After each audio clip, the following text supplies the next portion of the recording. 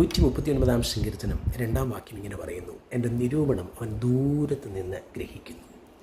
ന്യൂയോർക്കിലെ ഒരു പാലത്തിൻ്റെ ഉദ്ഘാടനം നിർവഹിക്കുമ്പോൾ ആ സിറ്റിയുടെ മേയർ പ്രകാരം പറഞ്ഞു, ഇന്ന് ഈ പാലത്തിൽ കൂടെ 100ാമത് പോകുന്ന വാഹനത്തിന് $100 സമ്മാനം നൽകാൻ ആഗ്രഹിക്കുകയാണ്. അങ്ങനെ 100ാമത്തെ വാഹനം എത്തി. പോലീസുകാർ ആ വാഹനത്തെ തടഞ്ഞു. പണം അദ്ദേഹത്തിൻ്റെ കരത്തിലേക്ക് കൊടുത്തിട്ട് ചോദിച്ചു, sir, what will you do with this money? ഇതുപോലെ ഭാഗ്യം നിറഞ്ഞൊരു മനുഷ്യൻ, നിങ്ങൾ ഭാഗ്യമുള്ള ഒരാളാണല്ലോ.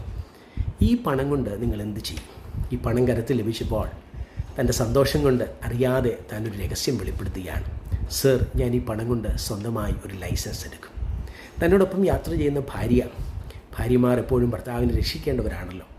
ഭാര്യ ഇങ്ങനെ പറയും, സാറേ, എൻ്റെ ഹസ്ബൻഡ് മദ്യപിക്കുമ്പോഴേ ഇങ്ങനത്തെ മണ്ടത്തരങ്ങളൊക്കെ വിളിച്ചു പറയുള്ളൂ. പുറകിൽ ചാരിക്കിടക്കുന്ന പ്രിയ പിതാവ് അല്പസമയമായി ഈ സംഭവങ്ങൾ നടക്കുന്നത് കാണുന്നുണ്ട്. എന്നാൽ ചെവി വേണ്ടതുപോലെ കേൾക്കാത്ത ആ മനുഷ്യൻ പ്രിയപ്പെട്ട കുഞ്ഞുങ്ങളോട് ചോദിച്ചു, മക്കളെ, എന്താണ് സംഭവിക്കുന്നത്? അവരൊന്നും മറുപടി വരാതിരുന്നപ്പോൾ അപ്പൻ ഇങ്ങനെ പറഞ്ഞു, മക്കളെ, മോഷ്ടിച്ച കാറുമായി പോയാൽ എവിടെയെങ്കിലും ഇട്ട് പോലീസ് നമ്മെ പിടിക്കുമെന്ന് ഞാൻ നിങ്ങളോട് പറഞ്ഞതല്ലേ. രഹസ്യങ്ങൾ അതെന്നും രഹസ്യങ്ങളായിരിക്കുകയില്ല.